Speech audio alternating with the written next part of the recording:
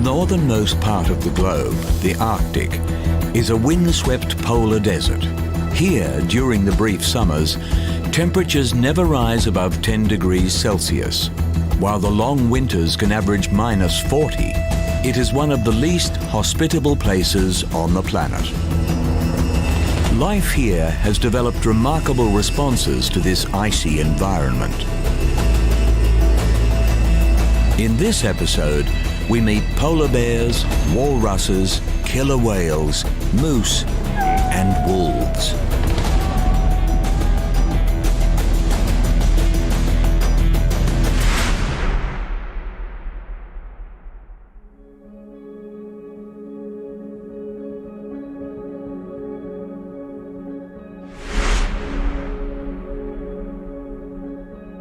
Characterized by its ancient glacial formations, the Arctic landscape is ever-changing, dominated by the extensive ice sheets that grow and subside seasonally over the frigid waters of the Arctic Ocean. This is the domain of the Arctic's most famous resident, the polar bear. With males weighing upwards of 600 kilograms, the polar bear is the largest terrestrial carnivore on Earth. However, because the vast majority of their time is spent on the sea ice of their Arctic environment, and because they rely on this sea ice to hunt, polar bears are actually classed as marine mammals. In this frozen terrain, the search for food keeps polar bears in near constant motion. Their preferred prey, seals, inhabit the Arctic in their millions, but taking them is far from easy. In the months when there is sufficient ice cover, polar bears must search out the holes that seals use to breathe and lie in wait to launch their attack at the opportune moment. When the ice is too thin, or the seals too elusive, polar bears exist on their fat reserves or scavenge whatever food they can find. With the sea ice, a notoriously precarious surface, polar bears have adapted to become excellent swimmers. Granted buoyancy from their insulating layer of body fat, they use their large forepaws to paddle through the freezing water with incredible efficiency, and have been documented swimming non-stop for days at a time. Although generally solitary animals, when they do come together, polar bears are noted for their curious and playful social interactions.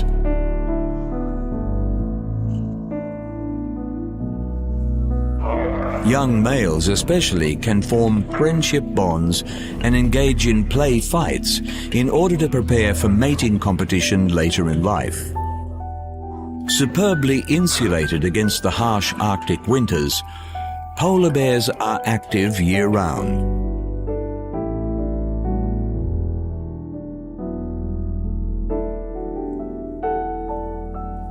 While they do not hibernate, pregnant females dig maternity dens in the snow in order to protect newborn cubs from the elements. Generally giving birth to 2 young, the cubs will stay close by their mother's side for the first 2.5 years of their lives. From her, the cubs will learn the necessary skills to hunt, forage, and survive in this most testing of environments. From an early age, the cubs must be able to travel. With the melting and freezing of the sea ice and the seasonal migrations of their prey, polar bears must remain mobile if they are to feed and live in the ever-shifting world of the Arctic. For these bears, it is a nomadic life, and the cubs keep pace with their mother as she guides them through the vast expanses of their frozen home. Enlarged paws with enhanced traction help her on the journey, distributing load over thin and slippery ice. And it is increasingly thin ice that polar bears find themselves on, with global warming having a more marked effect on the Arctic than just about anywhere else in the world.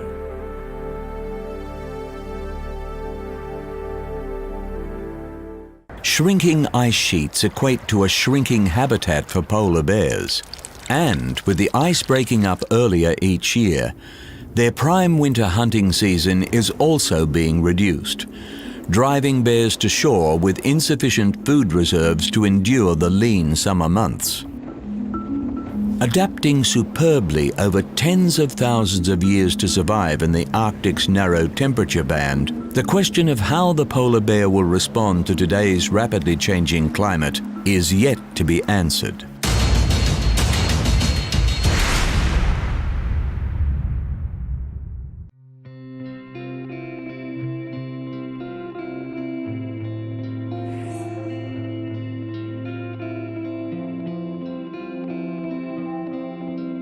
At first glance, the desolate, forbidding landscape of the Arctic appears utterly unreceptive to life. Yet this cold, barren world harbors a specialized and surprisingly abundant biome, not the least of which is to be found in the surrounding waters. Walruses are the largest seal species in the Arctic and the second largest in the world.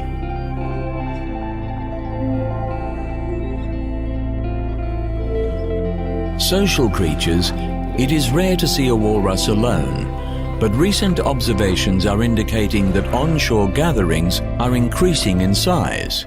With rising temperatures leading to reduction in the Arctic's ice shelves, the rocky beaches of the coastline are now hosting herds in their tens of thousands. Of the world's 5 oceans, the Arctic is the shallowest, and this is to the walrus's advantage. Feeding primarily on the shellfish found near the dark ocean floor, the easygoing walrus is able to nourish itself more effectively by taking longer dives to the lesser depths. Here, their characteristic whiskers come into play. These highly sensitive organs can detect mollusks and clams just a few millimeters in size, which the walrus then sucks the meat from with its powerful lips. After a successful feeding foray, walruses will haul themselves up out of the water, turning their rear flippers forward in order to walk on all fours. Once on terra firma, they will rest for several days, sometimes enjoying siestas of over a week before they venture again into the frigid waters.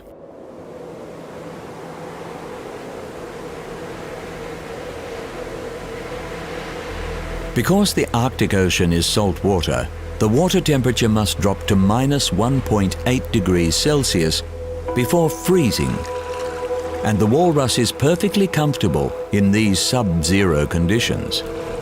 Up to 10 centimeters thick in places, the wrinkled skin of the walrus covers an even thicker layer of blubber beneath.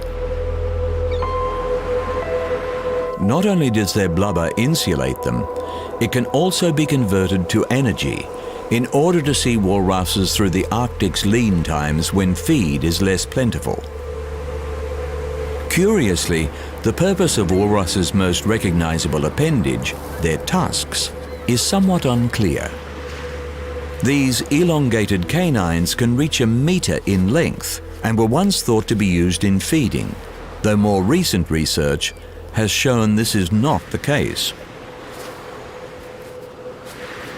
Instead, it appears the tusks are more of a multi-purpose instrument used in self-defense, for hauling their weighty bodies out of the water, and for maintaining breathing holes in the ice. Importantly, as males with the largest tusks have the most success in breeding, it seems the tusks are a status symbol in walrus society, one that's irresistible to females. Weighing over a ton, due to their enormous size, adult walruses are rarely predated upon in the wild. During the 18th and 19th centuries, the demand for walrus products, including tusks and oil, saw the species severely overhunted by European sealers. With several resident populations driven to extinction, in the 20th century a ban on commercial walrus harvesting was put in place. Thankfully, the numbers have been able to recover, and these gentle giants can remain relaxed about their future in the Arctic.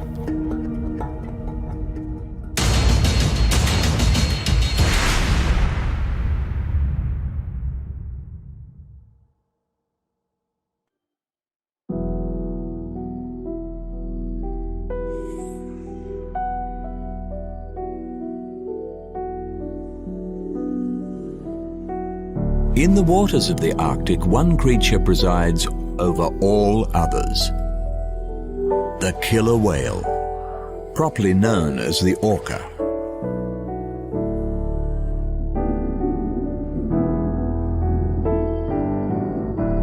The imposing and unforgiving world of the Arctic is also a place of raw and profound beauty. With the haunting light display of the aurora borealis flowing across the skies overhead, some of the Arctic's most majestic assets can only be found below the surface.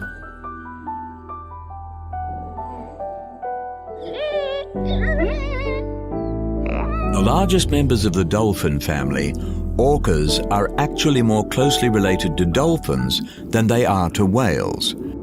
And while they can be found in all the world's oceans, they remain a secretive species, and their migratory patterns are poorly understood by science.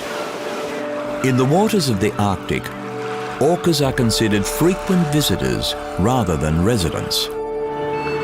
Traversing the seas in complex, highly stable family groups, or pods, the social structures of orcas are comparable to highly intelligent terrestrial animals, including humans.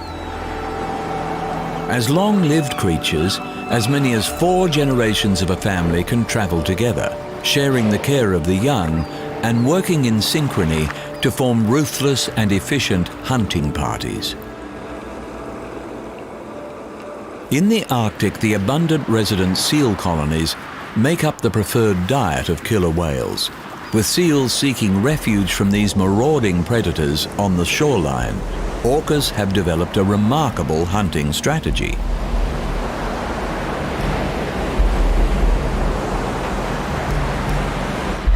Surging into the shallows where the seals are at rest, orcas will temporarily beach themselves in order to snatch their quarry from beyond the water's edge. With beaching usually fatal for dolphins and whale species, this is a highly risky technique, requiring precise timing if the orca is to make a kill, and more importantly, careful judgment if it can successfully work its huge bulk back into the sea. These beach attacks are not instinctive to orcas, but can mean the difference between feeding or going hungry in the Arctic. Taking years to master, senior killer whales have been witnessed teaching younger pod members the technique by releasing injured seals into the vicinity of the less experienced orcas, allowing them to practice making a beach kill on already weakened prey. Predictions for their future in the Arctic are speculative. The process of bioaccumulation results in toxins from prey species building up in the predators that feed on them. Occupying the top of the food chain, orcas have the unfortunate distinction of carrying the highest toxin levels of any animal in the world. Global warming has resulted in the reduction of much of the Arctic sea ice, actually expanding the orca's habitat in these waters. It has also opened the region's gas and oil reserves to drilling interests. With the health of the oceans directly reflected in the health of the magnificent orca, both must be carefully guarded for future generations.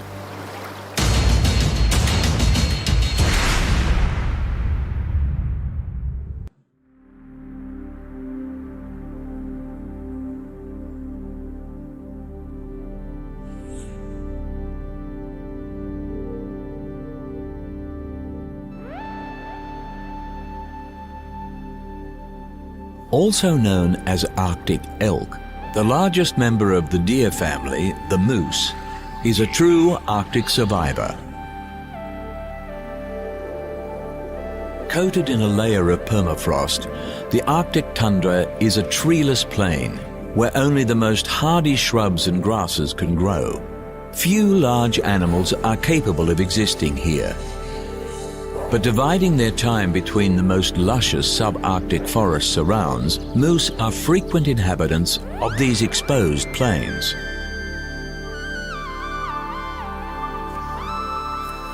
During the summer months, when the ice melts, moose venture into the waterways to feast on the sodium-rich aquatic plant life.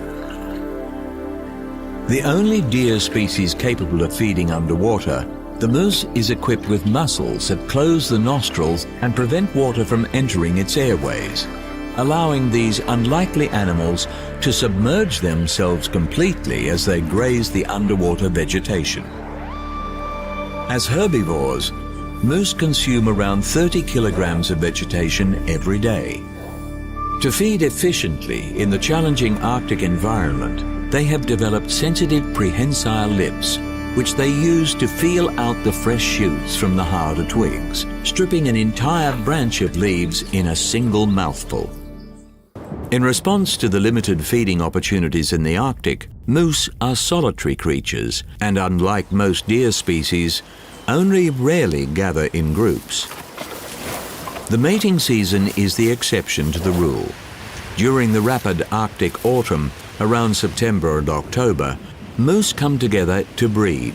Males compete for access to females, displaying their spectacular antlers to advertise their virility and locking horns to fight for supremacy. Calves are born after 8 months of gestation and grow quickly, able to outrun a human by the time they are just 5 days old. Although they will not reach sexual maturity for 5 years, they will leave their mothers when the next mating season comes around.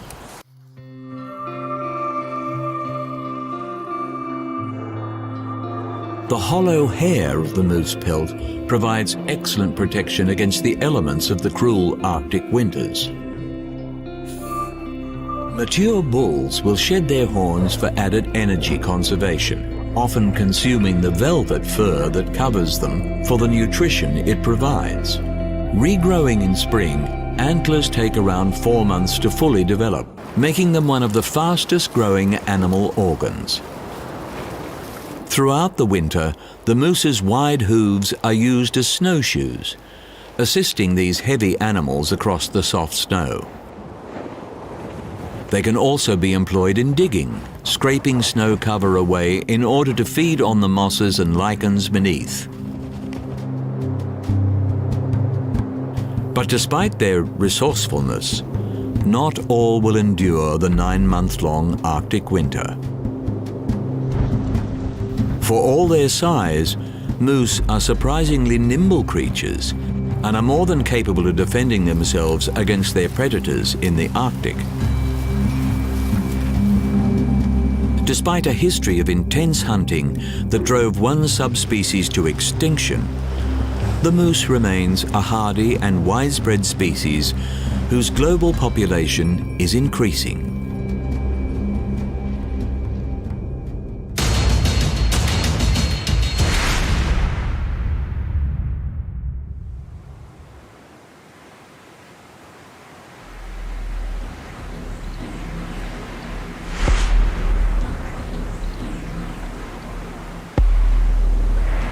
Widely feared and persecuted by humans for its attacks on livestock, in the largely unpopulated Arctic, the mythic wolf remains a commanding presence.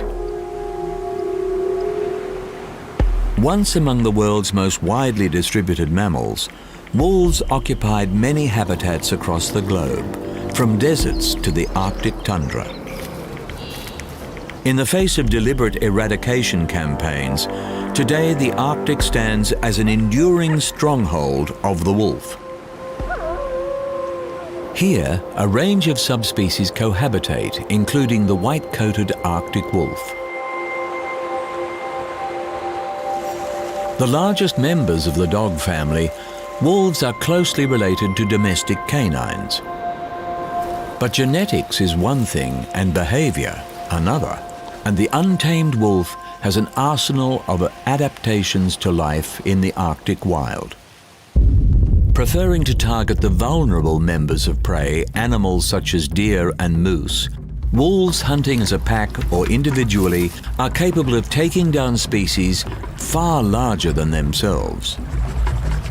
In the harsh Arctic environment, even the best hunters can go a long time between kills, and to make the most unreliable feeding opportunities, wolves will gorge on their victims, consuming nearly 20% of their body weight in a single feeding.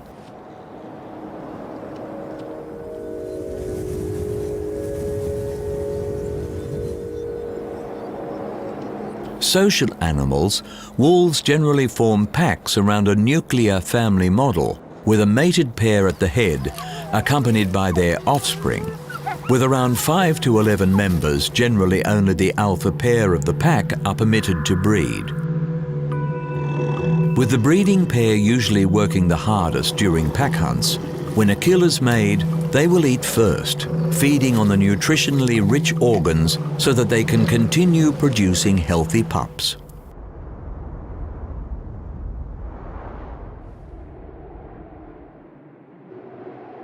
Covering huge distances in search of food, wolves have been recorded walking nearly 200 kilometers in a single day. Equipped to contend with the challenging conditions of the Arctic, even when traveling over ice and snow, wolves are able to maintain the temperatures of their footpads just above the tissue freezing point. With longer legs than other canines and enlarged front paws, wolves can move efficiently even when faced with deep snow.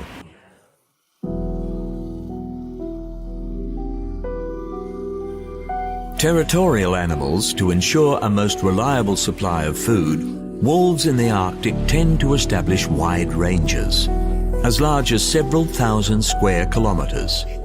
Scent marking their turf every few hundred meters, the wolf's iconic howl is also used in maintaining territory.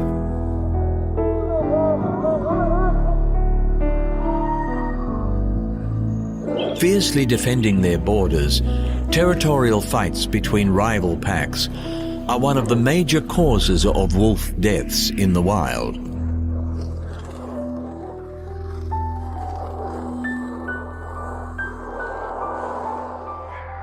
Extinct from much of their historical range due to targeted hunting around the world, the decline of wolf numbers has been turned around since the late 20th century through legal protections and reintroduction programs. Throughout this, the largely uninterrupted wilderness of the Arctic has maintained a stable population, and with careful conservation, is expected to continue to do so.